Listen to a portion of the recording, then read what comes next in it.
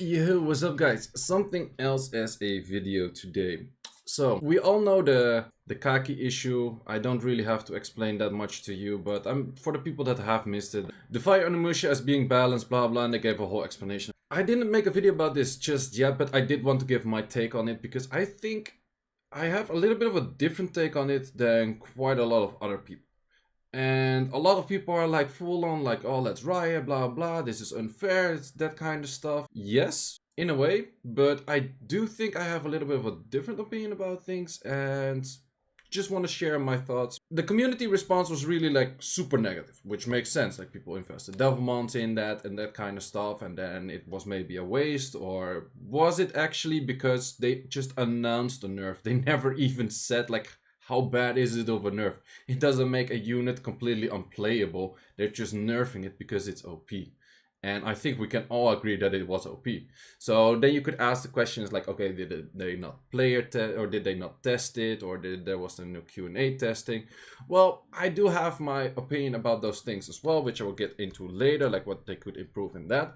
But apparently, one of the units came through that was pretty open. Well, I guess that happens. That happens. And they were actually pretty fast of open communication, of addressing the issue and saying like, hey, this and this is happening. We see that this and this unit is really OP.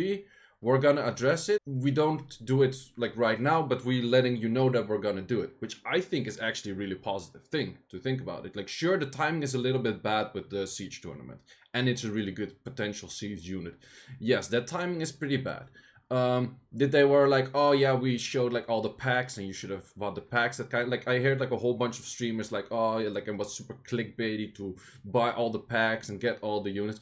Well, to be honest, like I don't want to be rude, but people that were gonna will anyway. So besides that, sure, some people probably have bought some stuff they maybe wouldn't have otherwise, but really to say like start giving like 1-star reviews on the game in Google Play, like some streamers, YouTubers were suggesting, I'm like, what are you doing?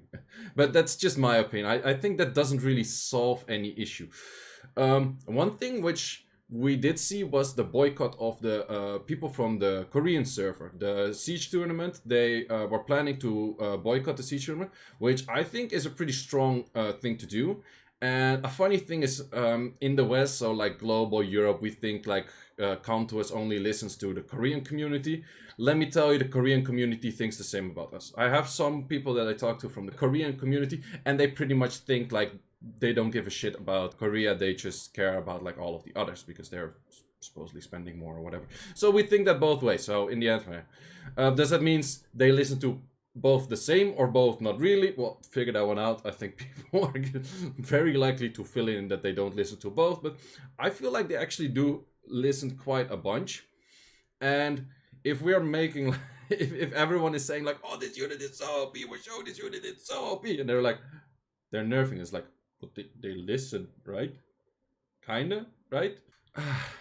My issue with this in the whole scenario is we're always open for like saying like, oh, we want open communication, we want transparent communication, we want to have as much response for Com2us as possible, and we want to read what they're thinking. As now we're reading what we're thinking, it's like, you're thinking shit stupidly. It's like, well, you're reading what we're thinking right now, right? So, well, okay, sure, you can give a reaction on that, but I think the whole community reaction of everyone being like super hateful towards their open communication, you're not necessarily hateful towards their action because their action didn't even take place yet.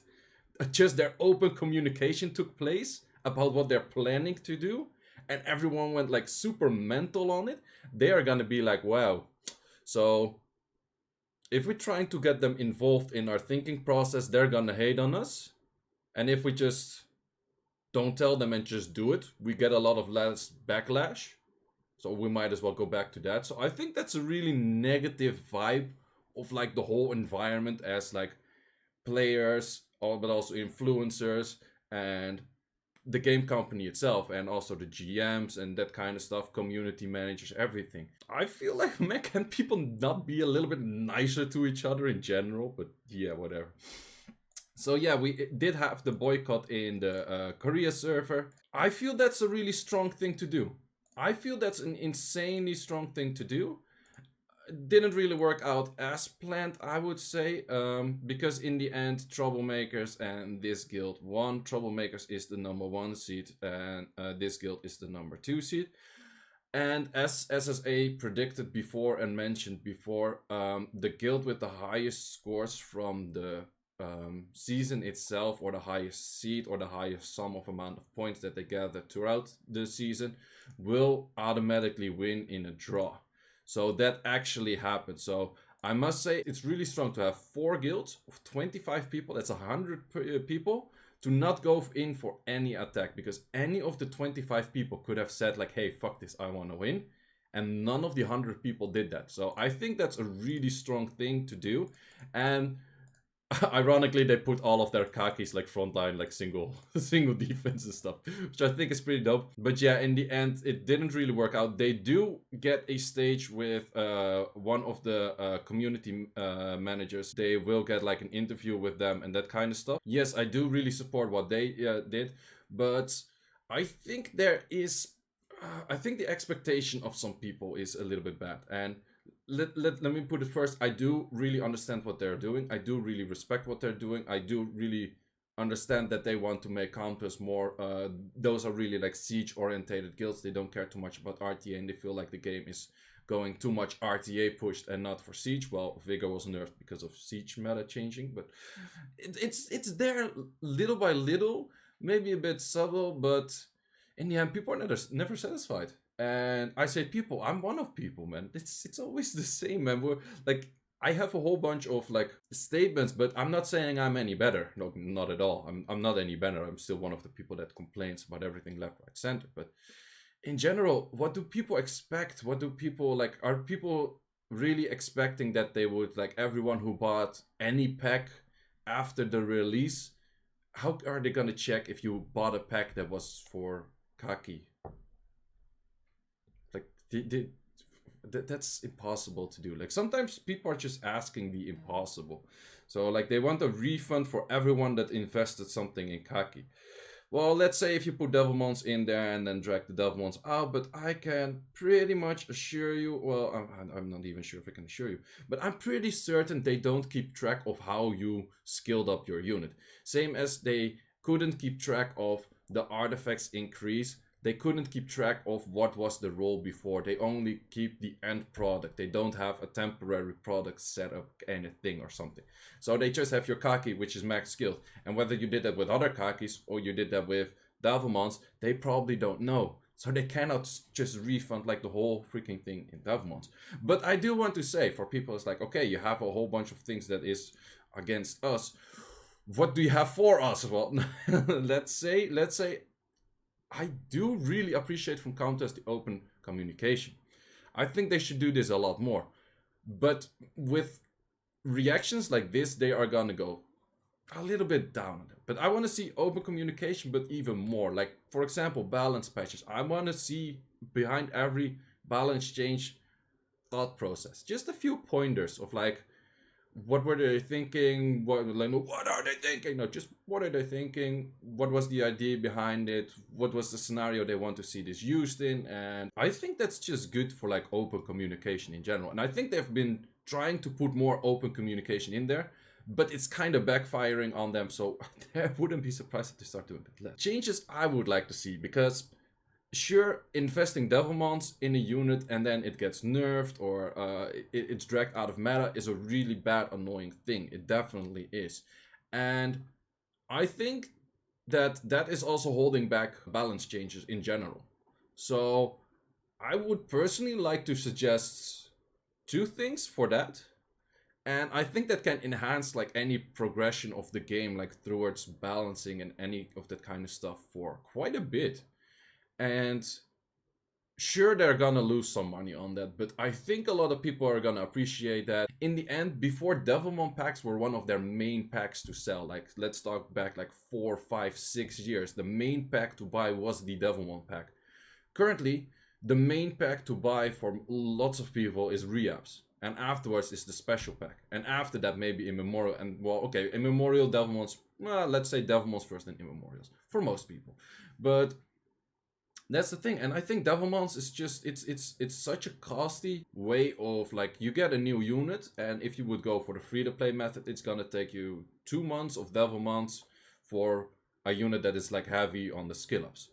So what I would like to have, number one, well, okay, I want to give three things. One is the net 4 devilmons, but that's kind of like, it involves it right now because it's a net 4, but I want to see net 4 devilmons, and I think it's just the best thing you can do because there's so many net 4s for newer players to catch up to, like, regular players or people that have been playing for 6 years. There's just too many net 4s that are actually good. You need the devilmons on. Net 4 devilmons, throw them in any shop. I don't even give a shit. Make it accessible once a week. 4-star devilmon, that's it. But then, more important, the net 5 devilmons, or the devilmons in general. I think it should be valid to have it possible that you can pull out a devilmon of a unit. So that also means they would have to start that would also mean they have to start storing if a unit was skilled up with a devilmon or a net 5. Well, to be honest, if you fed a net 5 in it, you might as well trade it for a devilmon, because if you're trading a net 5 for a devilmon, and let's say you can only do that trade like once a week, maybe once every 2 weeks, maybe once every month, then you can start stacking them as well. I don't know. I'm not here to give like exact numbers or anything. It's just the concept and the idea. And whether like one number is more OP than the other, I don't know, but just the concept. I want to be able to pull out a devilmon out of a unit. And I think even if they don't know if you pull a net 5 in it or a devilmon in it, I think it's fair to say that 300 crystals, maybe you can like 300 crystals, like the crystals, if you would trade it for a net 5 or for a devilmon, I think that's pretty fair. But that's my opinion. So yeah, in the end, I think you should be able to pull out devilmons. So that's number one. Well, actually number two, because of the net for devilmons. I think number three, or number two, whatever you want to call it, and that one is really important. And I think that one is really good. And I think that one is insanely good for balance patches and that kind of things as well, is being able to play test a unit. So the moment you get a new unit, you are allowed to make that unit with one click on the button. If you have, like, let's say, maybe there's like a certain threshold to it that you can't do it too much, or you can only do it after a certain level or a certain gain or whatever, but that you're able to play test a unit. And play testing a unit means it's instantly max skilled, max level, 6-star, instantly. But for a certain amount of time, let's say a week, maybe 2, maybe 3, maybe 4. I think 4 is maybe a bit much, but I would like to see that, because a lot of these new units, they could be good, but we don't want to test it because the fear of it being bad. And then you just have to wait for some weird influencer that thinks like, I'm just gonna devilmon this shit because I don't care and I just want content, and then maybe see if it's good. But then you still don't know because he just made it for content. So yeah, in the end, that also doesn't work. I think it would be good, like, let's say the Wind Omnioji. It looks really bad, but maybe if it actually has max skills, it has the rotations of the skills, probably still bad, but at least you can try. And you don't waste more resources than mana for switching runes. You have the runes, the artifacts anyways. You don't have to waste devilmons, you don't have to 6-star, you don't have to waste rainbow mons, you don't have to waste any of that. And I think that would be a really nice thing to be able to play test a unit. And you can play test it anywhere. You can play test it in dungeons, in siege, in guild battles, in RTA, even everywhere. Doesn't matter. And the moment your time surpasses, you get a notification like, hey, boom, tomorrow your unit is gonna be 5-star, level 1, no skill ups, no awakening. And then you can proceed to say like, okay, I'm gonna put all of those resources in because I like this unit. And maybe it's even a good marketing thing, to be honest, because you'll be like, oh, whoa, man, I just had this really cool unit. I want to get him back to the stage. Then you start wailing for it. I don't know. But let me know what you guys think about these 3 things. And I think with that, they can also go for faster buffs and nerfs in general. So within that time limit, like that's my issue. That's one I haven't figured out yet. So let's say you do the playtesting for 2 weeks, and then after 2 weeks they nerf their unit. That's pretty nasty. But I think with that, you also encourage people to start playtesting a unit. So they got the unit, they playtest it, they test it out, that kind of stuff. And then within like a week or two, you get the feedback of like all of the people. You can see win rates, you can see the usage rates, you can see how people are using it, where people are using it. And then you could say like, okay, on this point, we might make balance changes. And then also be like open, like, okay, um, playtesting time is like what, 4 weeks? Maybe they should do 4 weeks. And then after 3 weeks, they're gonna say like, okay, these are gonna be balance changes. Then you have 1 more week to play around with it, and then we're gonna see like if it actually works. Because in the end, they can never test as much as we can test. It's impossible. They have like, how many people would they have working there? I don't even know which number it would be. If there would be like 20 people play testing, if there would be 200 people play testing, 500, 2000, 5000, I don't know. But we have like close to 1 million like active players, or even more. I don't even know. I think we have like 2 point something million active players or something. But of course we can test way more than they can. Of course we're gonna test other builds than they can test with their small team. But therefore involve us. Involve us with that play testing of just having whatever units in there at some point. And sure, it is sometimes a little bit like not that great, because you would release a unit and that might really change certain metas, whether it's Siege, whether it's Guild War. We don't care that much about Guild War. Whether it's Siege, whether it's RTA, is SWC tournament. That's why they actually released the